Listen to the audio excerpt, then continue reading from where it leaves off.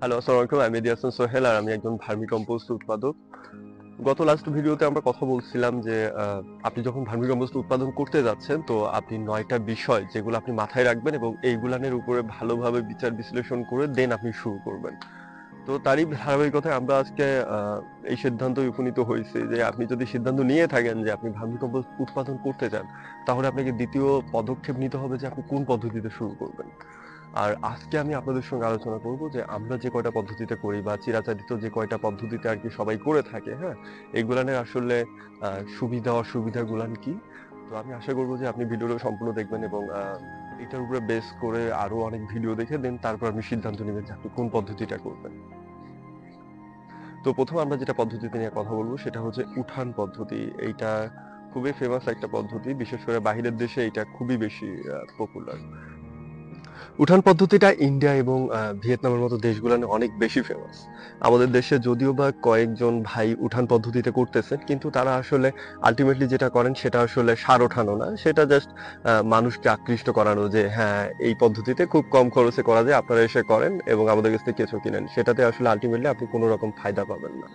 কেন পাবেন না সেটা একটু পরে বলতেছি। তো এইটার এই উঠান পদ্ধতির সুবিধার কথা যদি বলি, এইটাতে আপনার প্রথম যে সুবিধাটা সেটা হচ্ছে কম জায়গা লাগে এবং যে কোনো জায়গায় আপনি এটা করতে পারবেন। ধরেন আপনার ঘরের পিছনে বা আপনার পুকুর পাড়ে বা এখানে সেখানে আপনার যদি ছোট্ট একটু যদি জায়গা থাকে, ধরেন আপনার ২ হাত প্রস্থে এবং ১০-১২ হাত লম্বা বা ৬-৭ হাত লম্বা জায়গা পড়ে আছে। আপনি এই জায়গাটায় কিন্তু এটা অনায়াসে করে ফেলতে পারবেন। কোনো ধরনের এবং দ্বিতীয় সুবিধাটা হচ্ছে এটার কোনো ধরনের অবকাঠামোর প্রয়োজন নেই। আপনার একদম ঘর তুলতে হবে এরকম কোনো কিছুর প্রয়োজন নাই। আর তৃতীয় সুবিধাটা হচ্ছে এটা অনেক দ্রুত সার ওঠে। এইটার অনেক দ্রুত সার ওঠে এবং এই পদ্ধতিতে আমরা ১ম যেহেতু করছিলাম, মানে আমাদের ১ম আমরা এই পদ্ধতিতে সার উৎপাদন করছি। তো আমরা দেখছি যে এখানে ডিমও প্রচুর পরিমাণে পাওয়া যায়। তো এইটা খুব ভালো একটা ব্যাপার ছিল আমাদের জন্য। আর এই পদ্ধতিটার অসুবিধা যদি বলি, তাহলে ১ম যে অসুবিধাটা সেটা হচ্ছে এটা ছোট পরিসরে আপনি করতে পারবেন। ছোট পরিসরে বলতে আপনি আপনার অল্প কিছু সারের প্রয়োজন। সেক্ষেত্রে আপনি এটা করতে পারবেন। কিন্তু বাণিজ্যিকভাবে যদি আপনি চিন্তা করেন, তাহলে এইটা কিন্তু আপনার জন্য খুবই সমস্যা হয়ে যাবে। কারণ আপনি অল্প, অল্প করে সার তুলে আসলে মোটা, মোটা অঙ্কের সার আপনি পাবেন না। ঠিক আছে? আর দ্বিতীয় যে সমস্যাটা সেটা হচ্ছে আপনি যদি আপনাকে 100% কেঁচো যদি রাখেন আপনি, মানে আপনি যদি উঠান পদ্ধতিতে করেন তো নিচে আপনাকে পলিথিন ব্যবহার করতে হবে। তো পলিথিন ব্যবহার করলে হবে কি আপনার এই পলিথিনটা যদি একটু বৃষ্টির পানি বা একটু যদি কুয়াশাটা যদি ভিজে যায়, মানে একটু সাথে হইলেই দেখবেন যে কেঁচো বের হয়ে ওই পলিথিনটার আপনার ওই বেডের নিচে প্রচুর পরিমাণে কেঁচো আপনি দেখবেন, হ্যাঁ? তো এইটা একটা অনেক বড় একটা সমস্যা।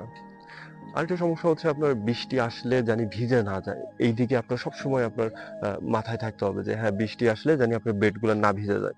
এজন্য আপনাকে সবসময় সাইডে একটা পলিথিন রাখতে হবে বা অন্য কোনোভাবে সিস্টেম করে রাখতে হবে জানি বৃষ্টি আসলে জানি পানি না পড়ে।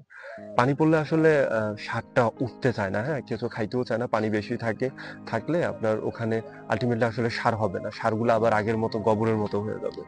তো এটাই বলতেছিলাম যে অনেক ভাইরা বৃষ্টির পানি পড়লেও কোনো সমস্যা নেই হ্যান-ত্যান বলে। এটা আসলে আল্টিমেটলি একদম মিথ্যা কথা। পানি পড়লে বিশাল সমস্যা হয়। আপনি শাড়ি তুলতে পারবেন না। ঠিক আছে? আরেকটা সমস্যা হচ্ছে বসে, বসে কাজ করতে হয়। তো বসে, বসে কাজ করাটা কিন্তু খুবই ঝামেলার। তো আ এটা আপনার কমন লেগে যাবে এবং আপনার লেবার কস্টিং ও কিন্তু অনেক বেশি হবে। আর আমাদের পক্ষ থেকে যদি এই পদ্ধতি আপনি বেছেই নেন, তো আমরা একটা টিপস দেব। সেটা হচ্ছে আপনি যখন এই পদ্ধতিটা এপ্লাই করবেন, তো পানি জানি না পড়ে এই দিকটা তো মাথায় রাখতেই হবে। আরেকটা হচ্ছে আপনি ২ দিন, ৩ দিন বা ৪ দিন পর, পর খুব ঘন, ঘন ওলটপালট করে দিবেন। দ্যাটস মিন হাত ভিতরে ঢুকায় নিচের সার আর গোবরটা নিচে দিবেন, তারপর মানে উলটপালট করে দিবেন। তাহলে আপনার সারটা অনেক দ্রুত উঠবে এবং সারের ময়েশ্চার অনেক কমে আসবে। তো এটা হচ্ছে আল্টিমেটলি আপনার উঠান পদ্ধতি। আমরা এরপর ভার্মি যেটা পদ্ধতি কম্পোস্টের নিয়ে কথা সবচেয়ে বলবো সেটা আধুনিক হচ্ছে সংস্করণটা হচ্ছে ক্যারেট পদ্ধতি। এটা খুব অল্প জায়গাতে প্রচুর পরিমাণে সার উৎপাদন করা যায়। এটা সবচাইতে ভালো ব্যাপার। আর এইটা দিন, দিন এতটাই ফেমাস হচ্ছে যে আমরা বিশ্বাস করি সামনে আ ভার্মি কম্পোস্টের যে বড়, বড় প্রজেক্ট গুলান তৈরি হবে সেগুলান এই ক্যারেট পদ্ধতির উপরে বেস করে ইনশাআল্লাহ তৈরি হবে। তো ক্যারেট পদ্ধতির অনেকগুলো সুবিধা আছে। তার মধ্যে কয়েকটা সুবিধা আপনাদেরকে বলি। ১ম যে সুবিধাটা সেটা হচ্ছে কম জায়গায় অধিক পরিমাণে ক্যারেট রাখা যায় এবং সার উৎপাদন করা যায়।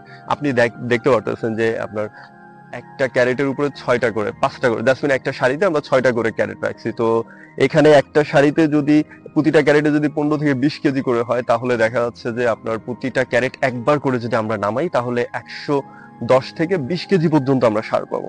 তো এইটা আসলে খুবই ভালো, অনলি 1 হাত জায়গার মধ্যে এতটা সার উৎপাদন করা কিন্তু আর কোনো পদ্ধতিতে পসিবল না।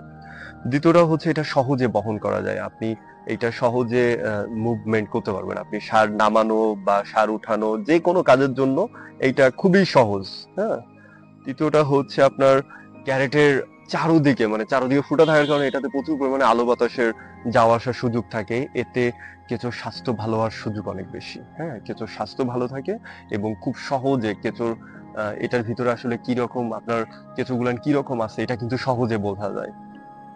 তারপর হচ্ছে আপনার সেটআপ, হ্যাঁ, এটার আরেকটা বড় উপকার হচ্ছে আপনি সেটআপ চেঞ্জ করতে পারবেন। দ্যাটস মিন আপনি এক জায়গায় আপনি সেটআপ করে রাখছেন যে এখানে ক্যারেট গুলা রাখবো, আপনি চাইলে ওই সেটআপটা অন্য জায়গায় নিয়ে যা আবার নতুন করে রেডি করতে পারবেন। এটা খুব বেশি কষ্টের হবে না এবং খুব বেশি সময় সাপেক্ষও না, জাস্ট এক জায়গা থেকে আরেক জায়গায় নিয়ে গেলেই হচ্ছে। হ্যাঁ, আর আর সবচাইতে আর সর্বশেষ যে সুবিধাটা আমার কাছে মনে হয়েছে সেটা হচ্ছে যে ভাই আমরা তো উঠান পদ্ধতিতেও করছি, তখন আমরা 3 টন বা 4 টন সার উৎপাদন করতাম যে পরিমাণ কেঁচো দিয়া। এই কেঁচোগুলো আমরা যখন ক্যারেটে তুলছি তখন সেইটা আমাদের 10 থেকে 12 টনে পৌঁছাই গেছে। তো বুঝতেই পারতেছেন এইটা আসলে কত বড় মানে অ্যাডভান্টেজ আপনার জন্য। আপনি চাইলেই ক্যারেটে আসলেই মানে সেম পরিমাণ কেঁচো আপনার মাটিতে বা হাউজে যে পরিমাণ সার উৎপাদন করে দিবে তার চেয়ে অনেক বেশি দিবে হচ্ছে ক্যারেটে। আর এটা যদি অসুবিধা বলি, অসুবিধা খুব একটা বেশি নাই, তারপরেও কয়েকটা অসুবিধা বলতেছি আপনাদের। প্রথমটা হচ্ছে ভাই আপনি যখন ক্যারেট টানাটানি করবেন, হ্যাঁ, আপনি যখন ক্যারেটে রোটেট করবেন, আপনার কিন্তু 2 জন না হইলে কিন্তু এটা খুবই কষ্টের হয়ে যাবে। হ্যাঁ, কারণ এককভাবে, কারণ একটা ক্যারেটে আপনার 20 থেকে 25 কেজি বা 30 কেজি পর্যন্ত গোবর থাকে। তো আপনি যদি 4টা বা 5টা ক্যারেটের একটা সারি করতে যান তো আসলে একা করা কঠিন হয়ে যাবে, এতে আপনি আঘাত পাওয়ার সম্ভাবনা আছে। এটা একটা সমস্যা। আরেকটা সমস্যা হচ্ছে ক্যারেটের মধ্যে আর্দ্রতা মেনটেন করাটা, এটা সো টাফ।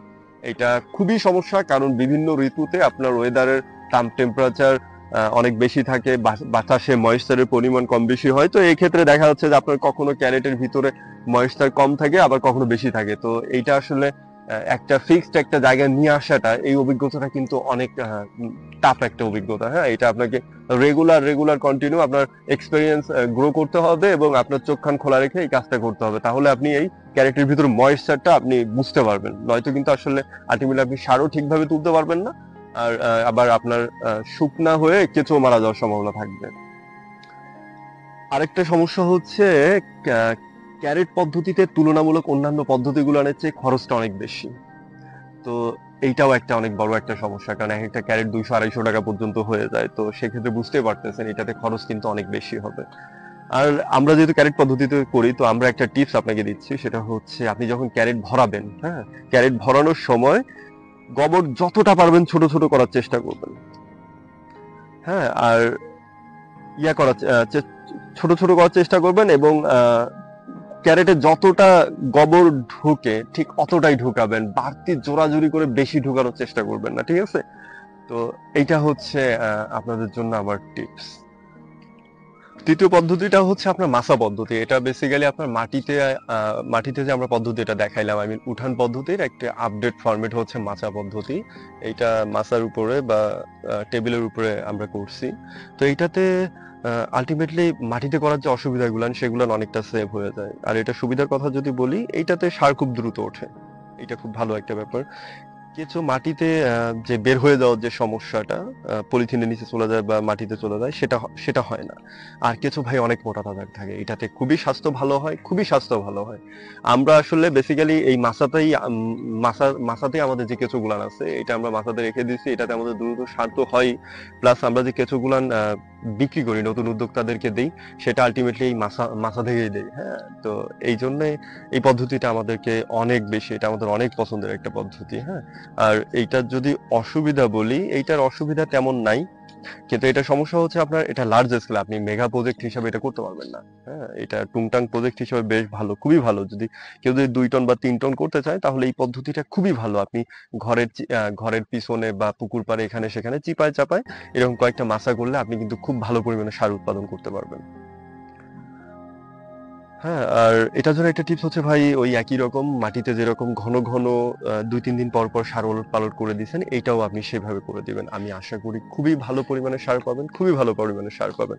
তো আজকের মতো এই পর্যন্ত। আর নেক্সট ভিডিওতে আমরা আরো ২ টা পদ্ধতি আছে। একটা হচ্ছে হাউস পদ্ধতি, আরেকটা হচ্ছে আপনার রিং পদ্ধতি নিয়েও আমরা সুবিধা অসুবিধা নিয়ে কথা বলব। তো ভালো থাকবেন, সুস্থ থাকবেন।